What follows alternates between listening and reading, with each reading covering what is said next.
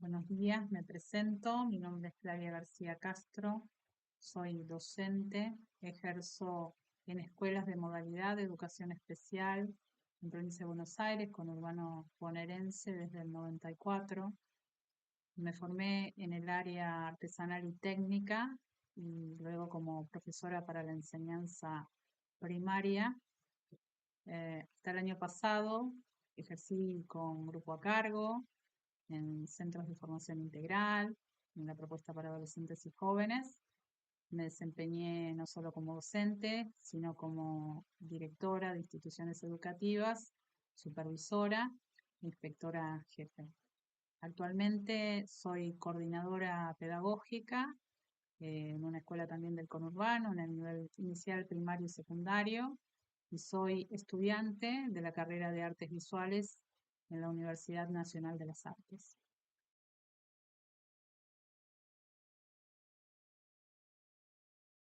El tema que nos convoca hoy es cómo gestionar la inclusión educativa desde las perspectivas familiares, repensando también las relaciones entre las escuelas y las familias.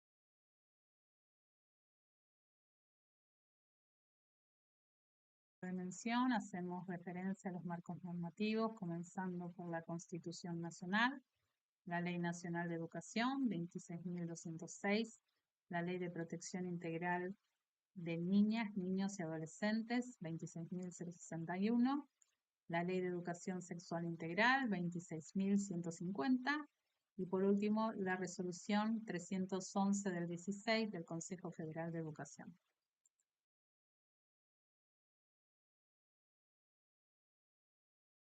En la perspectiva del modelo social, entendemos a la discapacidad como una construcción social y no como atributos de las personas, de los sujetos.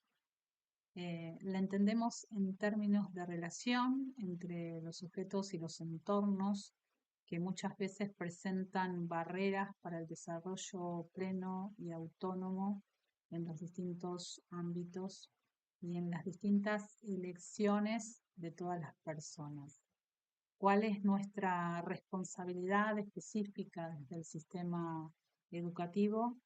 Generar culturas inclusivas, escuelas inclusivas, aulas inclusivas, procesos inclusivos de enseñanza, aprendizaje, que permitan que todos y todas puedan acceder a una educación de calidad, con conocimiento, transitando el sistema educativo, aprendiendo con otros, y no solo transitándolo, sino también eh, finalizar, egresar y titular, ¿sí? En todos los niveles obligatorios de enseñanza.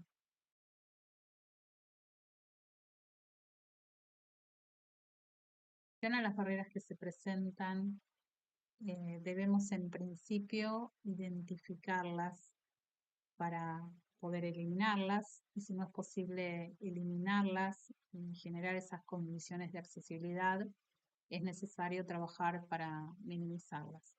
Este trabajo en una institución educativa es un trabajo colegiado, corresponsable, que requiere de todos los actores de una comunidad educativa para que realmente sea significativo. No solo los actores que trabajan hacia el interior, sino en forma corresponsable con las familias.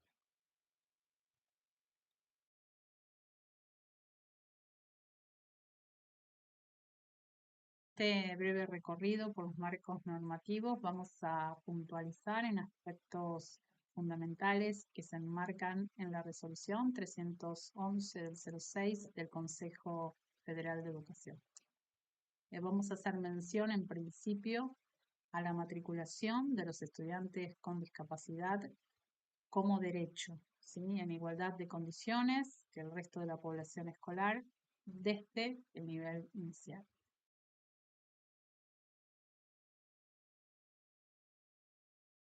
También fundamental escuchar la voz de las y los estudiantes con discapacidad y dar participación a su familia como obligación.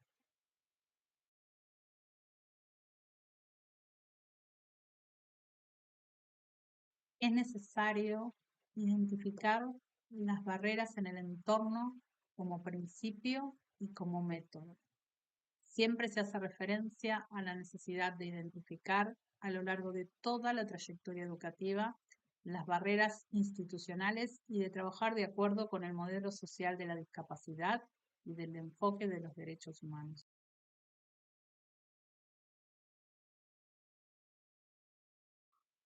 Las familias tienen el derecho a elegir la institución educativa de su preferencia.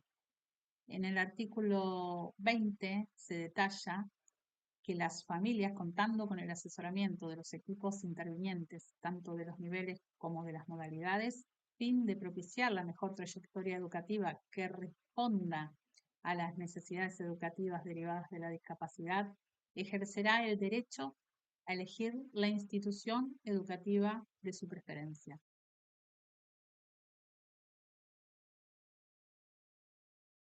Escuelas de modalidad de educación especial son las responsables de brindar las orientaciones, apoyos y los recursos especializados a las escuelas de los niveles obligatorios de enseñanza.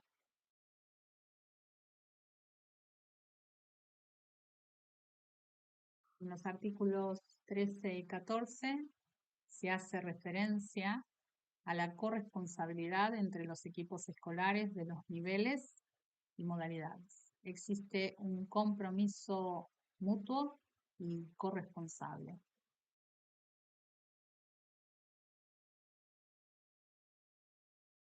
En relación a los apoyos, en el artículo 17 se hace mención que en el caso que las escuelas de nivel necesiten apoyos para garantizar el óptimo desarrollo de la trayectoria escolar de los niños y niñas con discapacidad, contarán con la posibilidad de recibir dichos apoyos por parte de las escuelas de modalidad y contar con propuestas específicas de enseñanza, contar con una propuesta pedagógica de inclusión y con un proyecto pedagógico individual.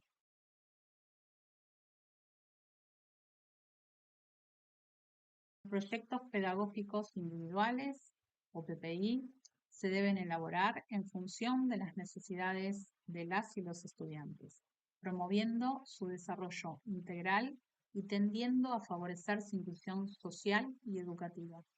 Los proyectos personalizados deben actualizarse periódicamente sobre la base de metas factibles y estar redactados en un lenguaje claro.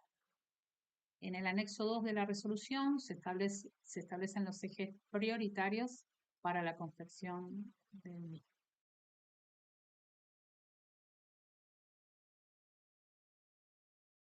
Atendiendo al pasaje de nivel inicial a nivel primario, debe suceder para los estudiantes con discapacidad del mismo modo que para los estudiantes sin discapacidad. El ingreso al primer grado, al primer año en el nivel primario, se hace referencia que es a los 6 años de edad. Respecto del pasaje de primaria a secundaria, se indica que todos los estudiantes con discapacidad que certificaron el nivel primario, aunque sus aprendizajes guarden escasa referencia con los diseños curriculares jurisdiccionales correspondientes al nivel, ingresarán al nivel secundario. Es decir, que el estudiante que apruebe lo que su proyecto pedagógico individual propone debe pasar al siguiente nivel, en este caso a nivel secundario.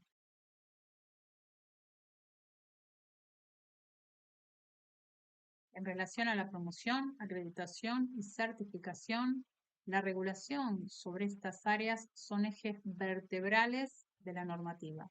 Y en síntesis, podemos mencionar que las y los estudiantes deben ser evaluados conforme a su propuesta pedagógica de inclusión y es la escuela en donde el estudiante desarrolla su trayectoria escolar la encargada de acreditar los saberes adquiridos por cada uno de las y los estudiantes. Y a la certificación y a la titulación se le entiende también desde el enfoque de derecho.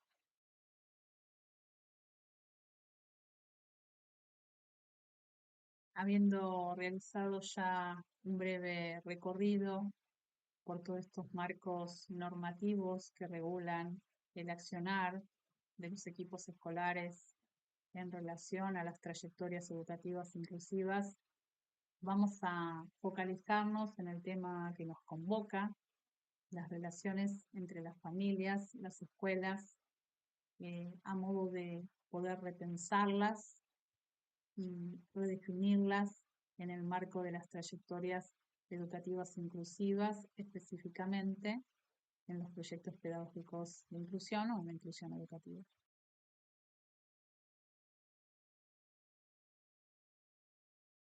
Hoy en día sabemos que las familias son diversas y son parte constitutivas de la comunidad educativa y por ende de todos los procesos de enseñanza y aprendizaje que se dan en las instituciones.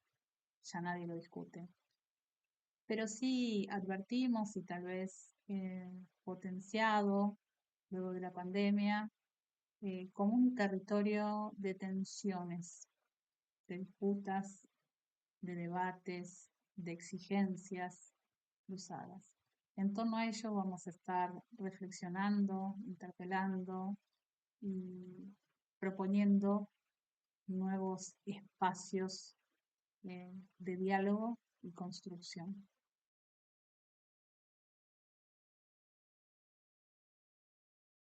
Y en este camino de repensar las relaciones entre las familias y las escuelas, situándonos en ese primer acercamiento en el nivel inicial, es habitual escuchar que en las representaciones la escuela es el segundo hogar. Y en realidad los niños y las niñas cuando ingresan en el nivel obligatorio, en el nivel inicial o en maternal, tienen contacto por primera vez con los agentes públicos. ¿Quiénes son los agentes públicos? Los actores de una institución educativa, los profesionales, los integrantes de los equipos escolares, los docentes, directivos, preceptores, ¿sí? Por primera vez, los niños, las niñas toman contacto y conviven durante la jornada escolar con otros actores que son otros, ¿sí? Y que no pertenecen a ese grupo primario y familiar.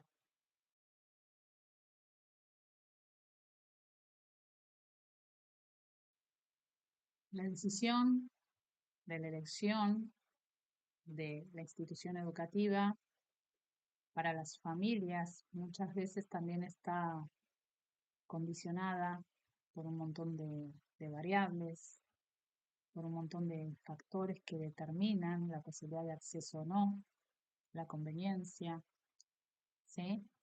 Eh, Se juegan en esas elecciones muchas proyecciones en líneas generales, cuando hablamos de nivel inicial, son familiares, angustias que tienen que ver, en principio, con las nociones de cuidado, de la guarda, con el despegarse, em, inseguridades, ¿sí? Y también anhelos, ¿sí? Lo que uno proyecta. Eso en relación a las familias. Y en relación a las escuelas, ¿sí? Muchas veces también se proyecta a una, o se espera a una familia, a una familia modélica, ¿sí? A una familia que colabore con el proceso de enseñanza-aprendizaje, que participe, que responda a los intereses y a las necesidades y que acompañe todo el proceso de enseñanza-aprendizaje, tal cual como lo planifican las instituciones educativas o los grupos.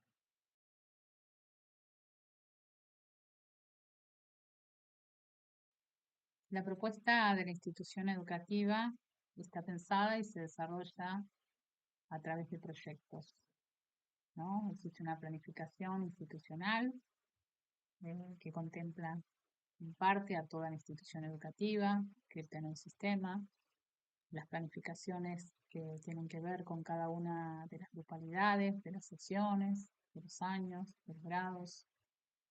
Y esas planificaciones no solo establecen un trazado y un recorrido posible desde las grupalidades, sino que también contemplan las particularidades de todos y cada uno de los estudiantes.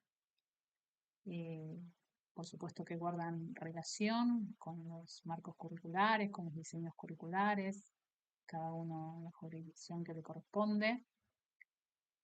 Y en esa planificación y en esa previsión didáctica está contemplada también la participación familiar, ¿sí? A modo de tomar decisiones, prever, organizar y que se pueda poner en actos de la mejor forma, de la forma más efectiva.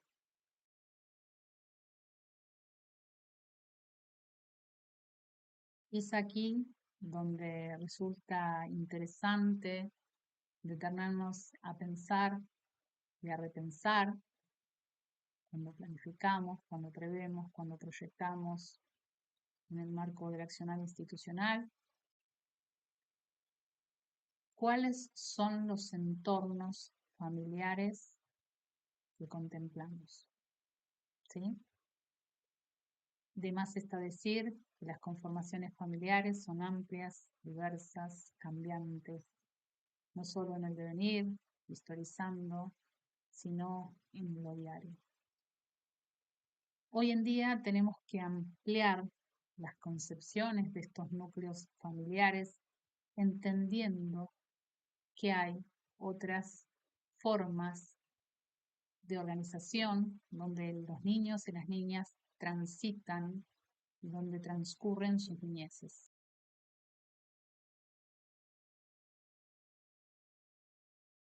Muchas veces las niñeces transcurren en distintos contextos, en diversos contextos, transcurren a cargo de cuidadores, referentes familiares, referentes afectivos, progenitores afines, y es necesario contemplar esas configuraciones que no son precisamente familiares, no siempre son familiares, sino en su mayoría, en las formas de vincularnos y en las formas de establecer y acordar las formas de participación.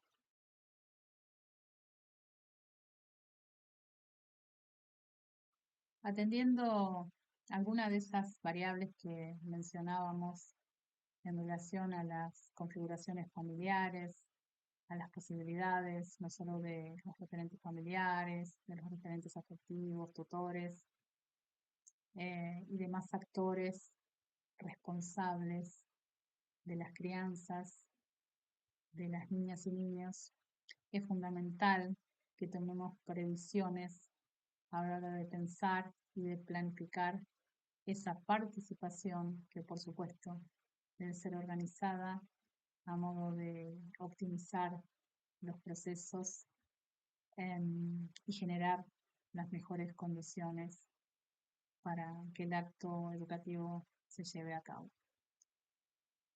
Es fundamental para poder acceder en el marco de las posibilidades familiares a un diálogo que contemple la flexibilidad en esas formas de participación. Siempre en el sistema educativo, ¿sí? En líneas generales, contemplamos esa participación organizada, por ejemplo, para los actos, para todos los eventos que tienen apertura a la comunidad educativa, y las pensamos en un bloque, ¿sí? En la necesidad o el anhelo que participen todas o la mayoría de esas familias y de esos referentes. Y tal vez es necesario hoy en día diversificar también la forma de planificar esa participación.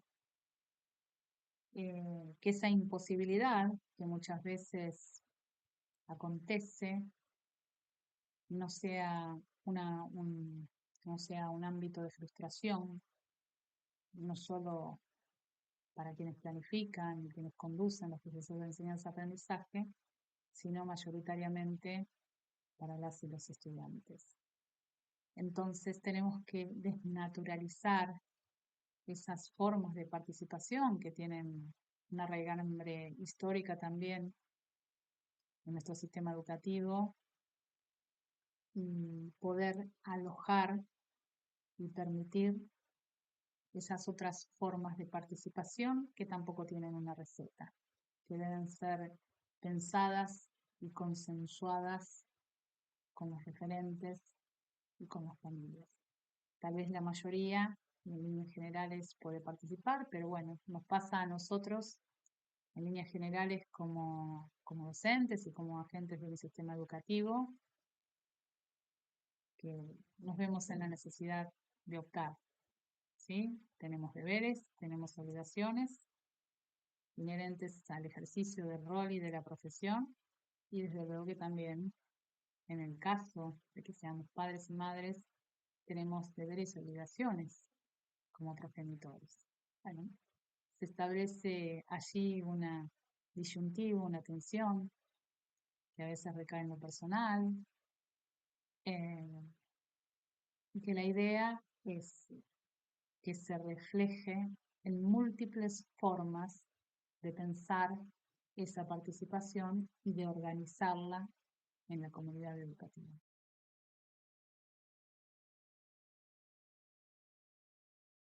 Realizado este breve recorrido donde pretendemos repensar las relaciones entre las familias y las escuelas, vamos a focalizar ahora en estas relaciones y en la participación de las familias en la gestión de los proyectos de inclusión o de la inclusión educativa. Eh, Retomamos conceptos que ya hemos compartido. La participación tiene que ser planificada, pensada, organizada, proyectada. Sabemos que las familias tienen derecho a estar informadas, las familias, los estudiantes tienen derecho a estar informadas a lo largo de todo el proceso que conlleva, eh, digamos, la planificación y la puesta en actos y la evaluación del proyecto pedagógico de inclusión, es decir, de toda la trayectoria educativa, y donde existe ese derecho de las familias y de los estudiantes, existe la obligación de nosotros como agentes y como integrantes de los equipos escolares. Y esa obligación no tiene que ser entendida como una carga más, como una tarea más. Somos corresponsables, ¿sí?, en la elaboración de esa propuesta. Por supuesto que no está en juego ni se interpela la autoridad pedagógica, pero sí construimos con otros. Y esos otros son los referentes familiares, las familias, equipos que acompañan en forma integral a esas niñeces, adolescencias, juventudes, que nos ayudan a dotar de sentido esos, esos proyectos o esas decisiones que determinan las mejores condiciones de escolarización.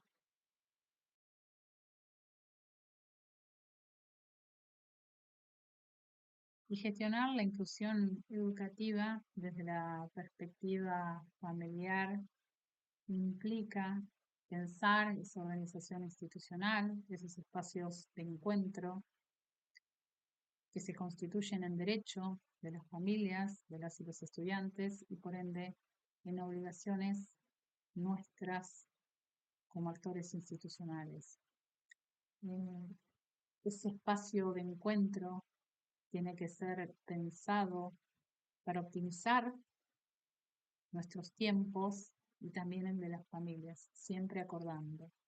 Tiene que ser pensado desde el diseño, desde el inicio del diseño del proyecto, junto con la escuela de nivel, la escuela de modalidad. Tiene que ser pensado desde un espacio para la revisión y para el ajuste en forma corresponsable, colaborativa, entre los equipos escolares de las escuelas de nivel, de modalidad, las familias y los equipos externos, allí donde participan también de esa trayectoria. Y también tenemos que pensar el espacio de encuentro, de debate, de construcción conjunta en los procesos de evaluación, que no siempre o no deben ser solamente en el cierre. Sí debemos cerrar, redefinir, proyectar hacia fin de año, pero los procesos de evaluación deben ser colegiados y permanentes y a lo largo, por supuesto, de todo el ciclo lectivo.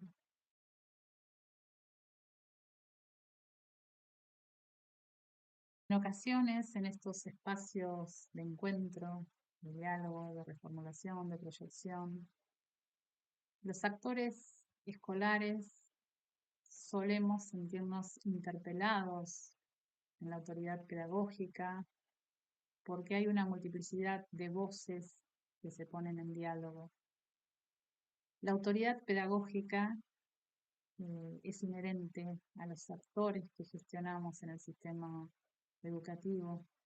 Se reconfiguró, ¿no?, en la pandemia y allí pudimos observar que esa autoridad pedagógica se construye también con un otro, no solo en situaciones de excepción, como fueron las condiciones de aislamiento, sino en el diario, ¿sí?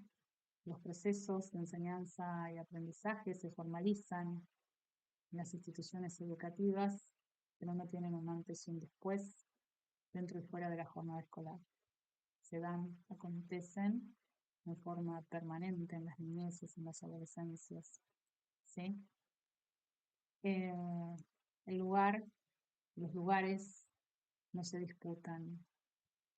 Lo que es fundamental, poner en el centro la disputa de los sentidos, ¿sí?, de las formas.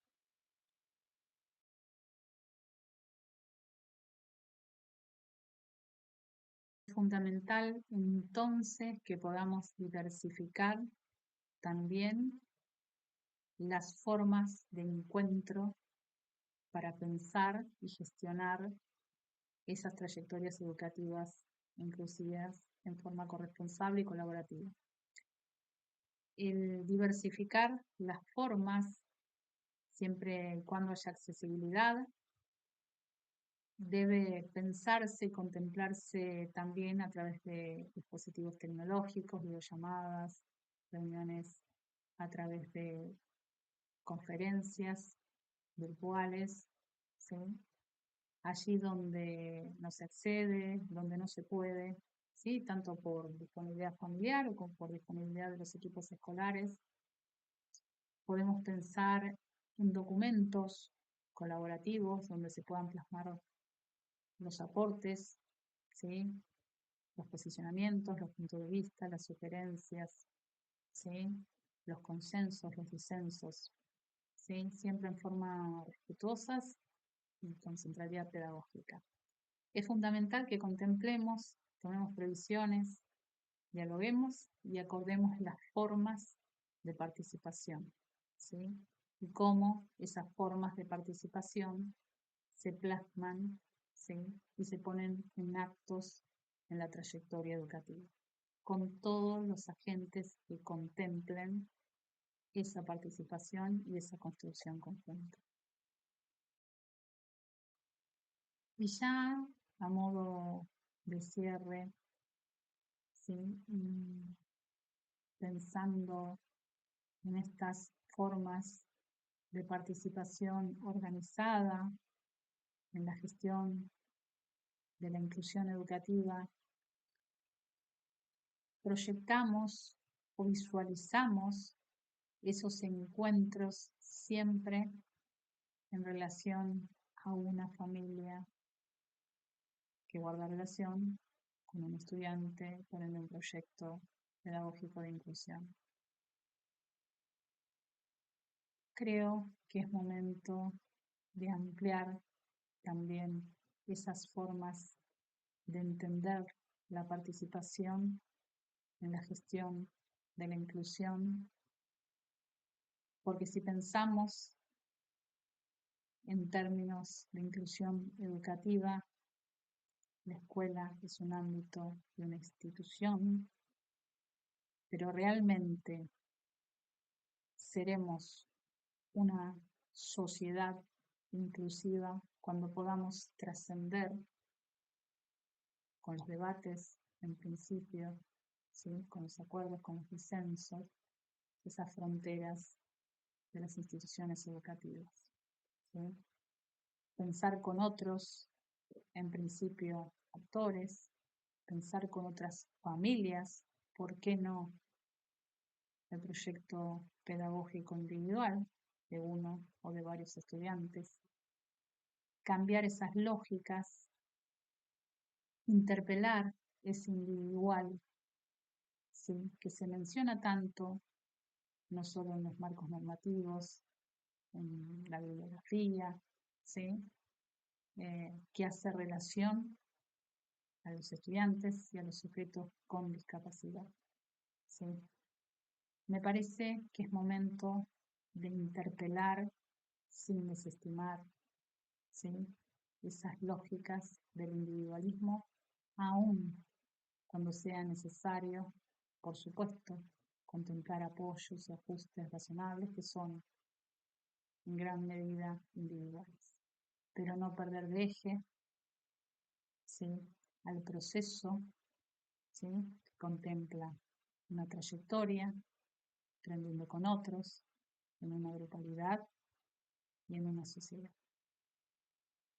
En este trabajo, en esta tarea, en este desafío, en estas oportunidades, hay algo fundamental.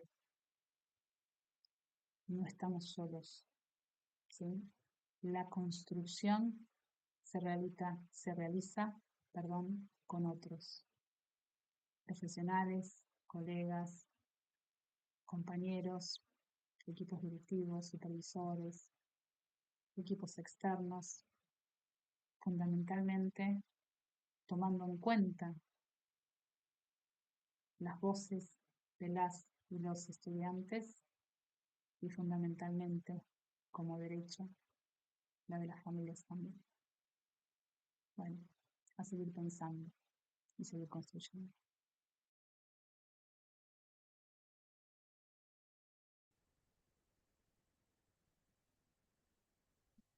Bienvenidos y bienvenidas a esta segunda parte de la capacitación. La profesora Flavia García Castro nos aportó muchísimo en relación a la importancia que tiene la inclusión dentro de los ámbitos educativos y cómo gestionar la misma desde la perspectiva familiar.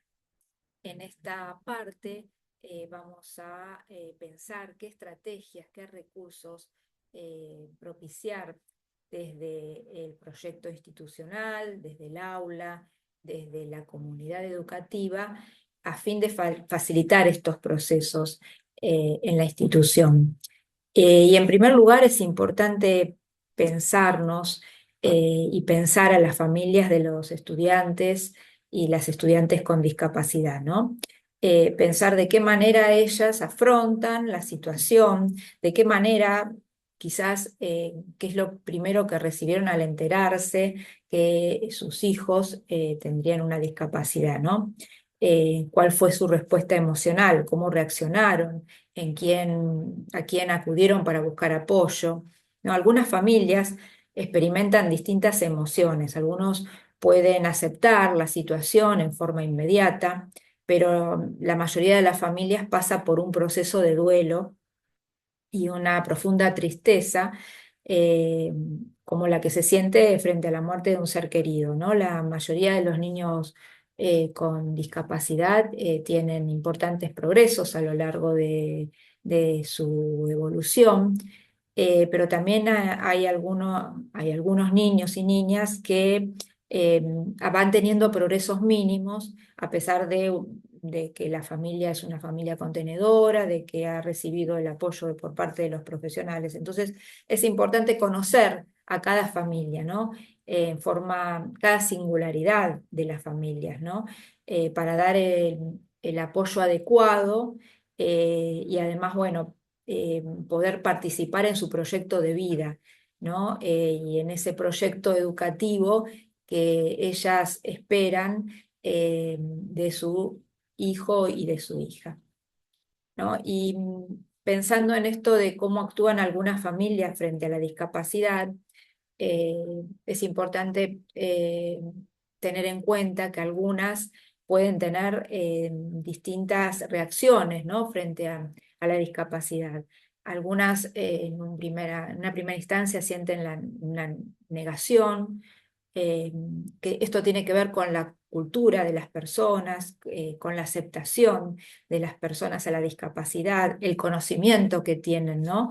Y generalmente, bueno, hay una negación hacia la discapacidad, ¿no? Y hacia enfrentar esta noticia. Otras familias sienten culpa y esto eh, los profesionales las pueden tratar con condescendencia o a veces critican las decisiones o la forma de criar a sus hijos. Entonces esto en muchos casos aumenta la culpa ya existente en las familias. En otros casos existe el enojo, ¿no? Algunas describen que sienten que no es justo lo que les pasó, que tienen mala suerte. A veces pueden descargar ese enojo en los demás, eh, proyectar ese enojo en las instituciones, en los profesionales. Y de alguna manera este enojo sirve a las familias para sobrellevar, en algún punto es una situación que impulsa a sobrellevar la situación y con el tiempo a crear planes para ayudar a su hijo en el futuro.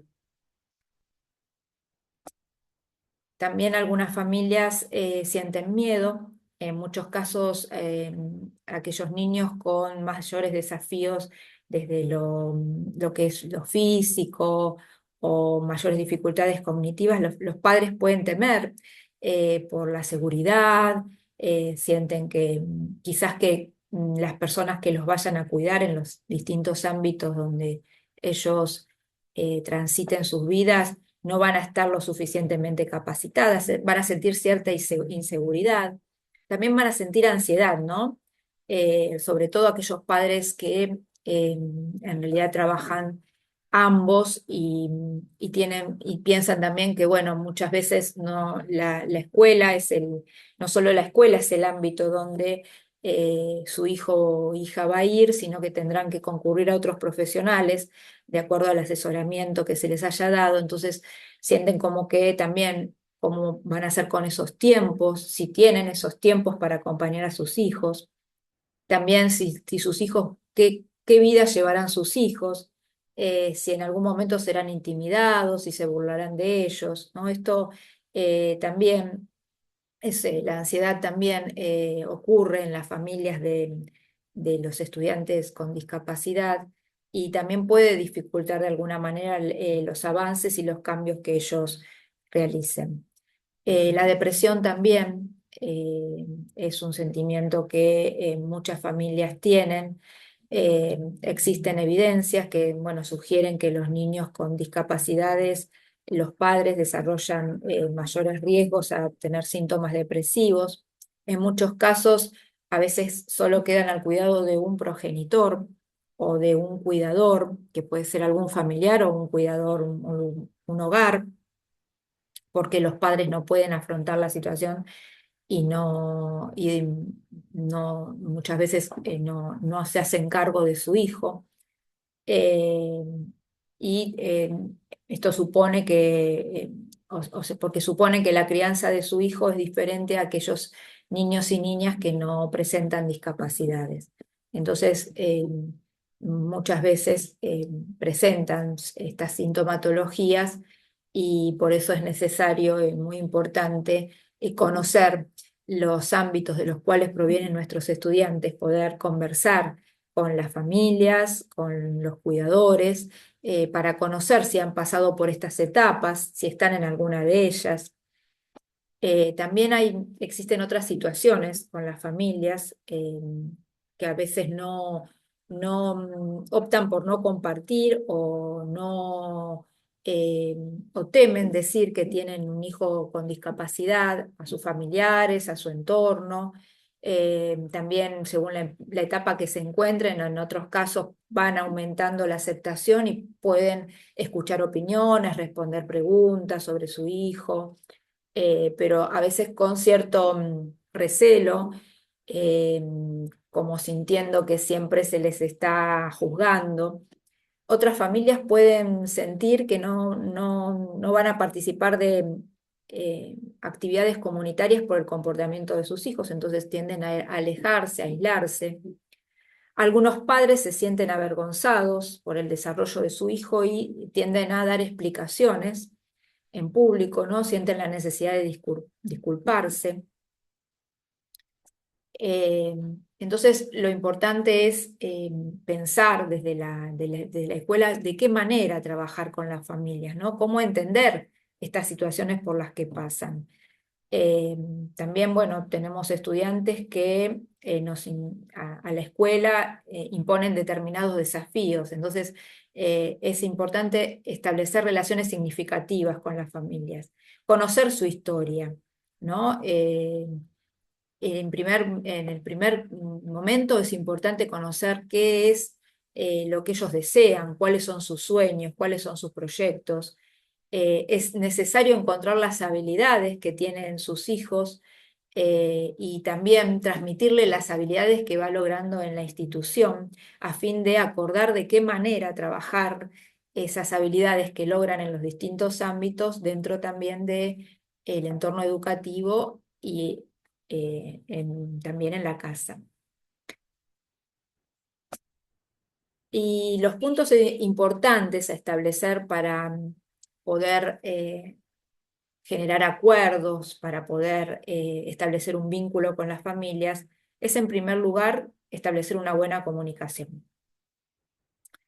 Los padres deben sentirse escuchados, no juzgados, ¿no? Las necesidades de las familias tenemos que saber que son únicas, que no podemos generalizar en relación a las familias con niños y niñas o adolescentes con discapacidad. Cada una tiene su propia cultura, su propia forma de educar a los hijos y eso hay que respetarlo. Y también, más allá de poder decirles, darles recetas, es importante primero generar preguntas, ¿no? Para poder luego pensar en estrategias, pero estrategias que sean compartidas, estrategias que se den en forma conjunta. Siempre tiene que mediar el respeto, ¿no?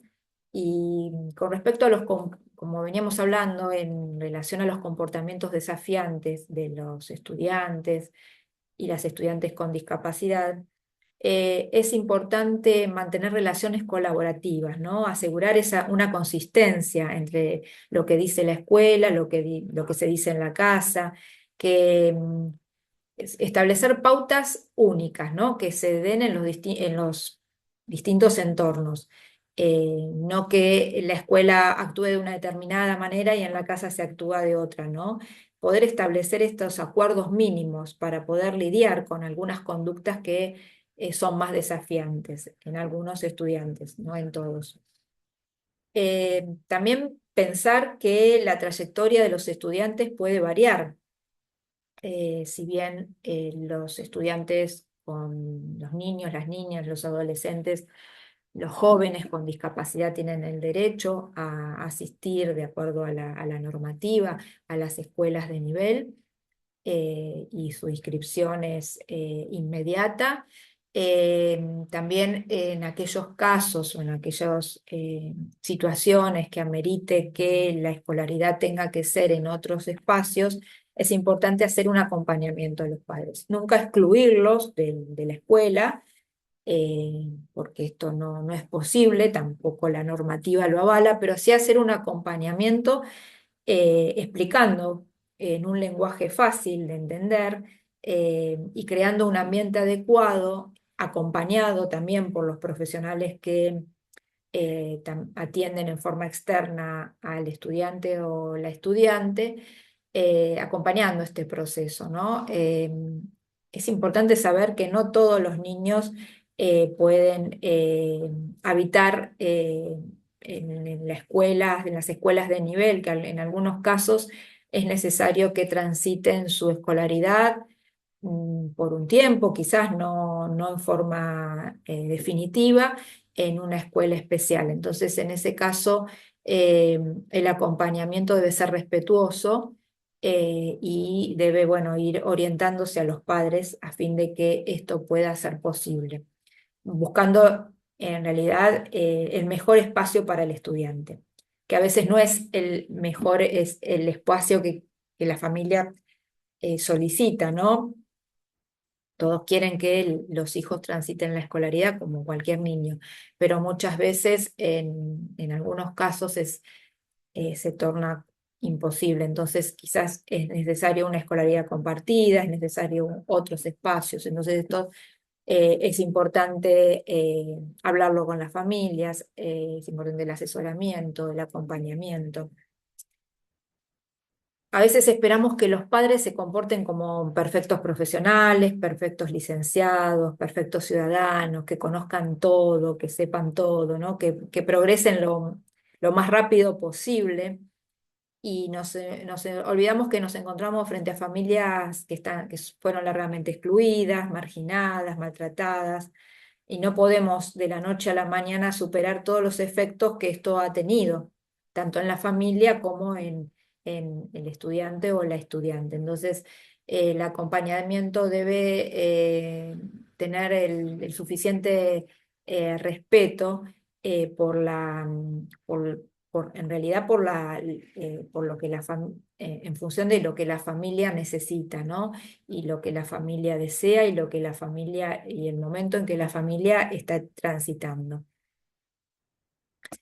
Y con respecto a qué estrategias llevar a cabo en relación a cómo abordar la comunicación con las familias, tenemos que pensar que las orientaciones que brindamos tienen que ser concretas, eh, discutibles, por supuesto, no temer decir no sé, no posicionarnos como profesionales desde un lugar de poder y de saber, manteniendo una distancia, ser humildes en nuestros aportes, no pretender saber más que el padre o la madre de su hijo y de su hija. Ellos seguramente lo conocen mucho más que nosotros porque están muchas más horas, comparten mucho más horas con ellos.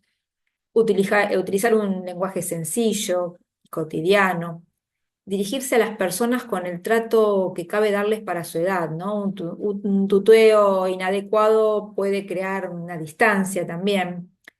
No mencionar cuestiones de la vida personal de los profesionales, salvo para comentarios anecdóticos, no dar recetas ni recomendaciones concretas, más bien ayudar a reflexionar por sí mismo desde criterios lógicos, evitar los pronósticos y aún más los pronósticos cerrados y negativos, sin mentir ni ocultar, resaltar lo positivo y la capacidad del estudiante y la estudiante y los progresos que va teniendo. Evitar también los pronósticos que crean falsas expectativas. Hablar cada vez menos en la medida en que los padres y familiares hablen cada vez más, ¿no? Reforzar positivamente su participación, estimularlos poco a poco, no comunicar en términos generales la información que hayan conocido a través de su trabajo a otros profesionales, ni también tener preconceptos por la información que tengamos de otros profesionales. Darnos el tiempo para conocer nosotros a las familias eh, y que las familias nos conozcan, ¿no? Y no tener estos preconceptos que podemos anticipadamente haber tenido de alguna charla que tuvimos con alguno profesional, ¿no? Ayudar a las familias a que se marquen compromisos, reglas de juego, obligaciones, más que marcárselas nosotros desde la institución. Potenciar y permitir que los padres y familiares asuman responsabilidades concretas en las áreas que les corresponden. Todos estos como que son tips que cada profesional y cada escuela va a poder tomar eh, en relación a siempre teniendo en cuenta las características de cada familia. Recuerden que cada familia es diversa, cada familia requiere un apoyo distinto. eh, Algunas pueden facilitar más los acuerdos, otras quizás necesitan un proceso más largo. Entonces, poder tener en cuenta estos tiempos de las familias. A veces esperamos que los padres se comporten, bueno, esto ya lo hemos visto, ¿no? Lo de que los padres se comporten como perfectos profesionales. Bueno, el acompañamiento a las familias también tiene que ver con asesorar y orientar, ¿no?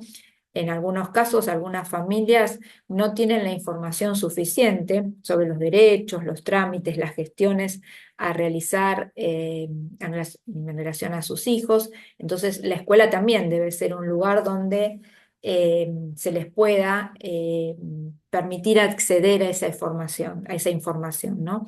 Los profesionales deben tener clara esa información y poder transmitírselas a las familias. También tiene que ser la escuela un espacio para que la familia se fortalezca, ¿no?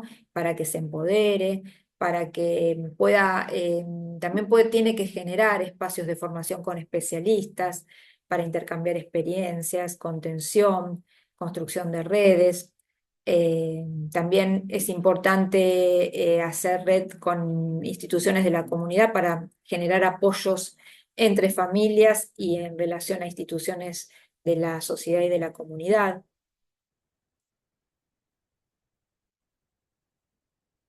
Y en relación a la inclusión con la comunidad, bueno, y lo que venimos hablando, los talleres de concientización, es importante que no solo sean para familias de estudiantes con discapacidad, ¿no? Los talleres de concientización que se realicen desde la escuela o desde eh, distintas asociaciones de la comunidad tienen que ser amplios, ¿no? Ser diversos, tienen que poder plantearse para toda la comunidad, en función de que la información la tengan todas las familias, no solo las familias de los estudiantes con discapacidad. Lo mismo las charlas que se realicen con profesionales de las distintas áreas y los espacios para compartir experiencias, ¿no? Que los espacios por ejemplo, desde la escuela, si generamos espacios para compartir lo que las familias quieran contarnos, tienen que ser espacios amigables, lúdicos, donde a partir de experiencias de dinámicas grupales, a partir de juegos, las familias puedan sentirse incluidas, integradas, puedan sentir que participan, que tienen un lugar donde las escuchan, pero desde otras estrategias, ¿no? Posibilitando lugares amenos, ¿no? Esto la escuela lo sabe hacer muy bien, ¿no? Cuando plantea encuentros, campamentos, encuentros comunitarios, fiestas, donde, bueno, se comparten un montón de situaciones, bueno, que estos eventos permitan también que todas las familias participen.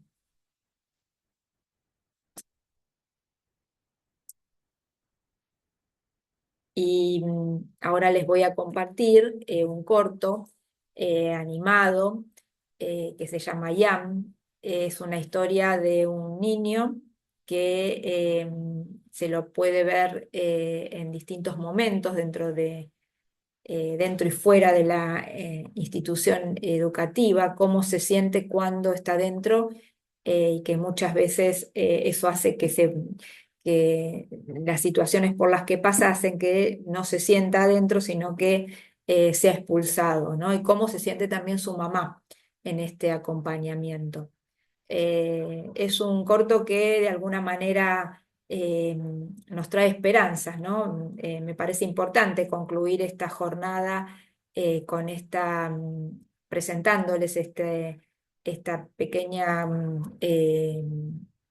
película, que se puede también compartir con las familias de las instituciones, eh, y es una película para pensar, ¿no? De qué manera trabajamos también en el aula y en los espacios institucionales la inclusión, ¿no? Y cómo esa inclusión también es importante para las familias, ¿no? Cómo sienten los papás o los cuidadores la forma en que su hijo está en la institución educativa. Bueno, los dejo con esta película y nos vemos en una próxima capacitación.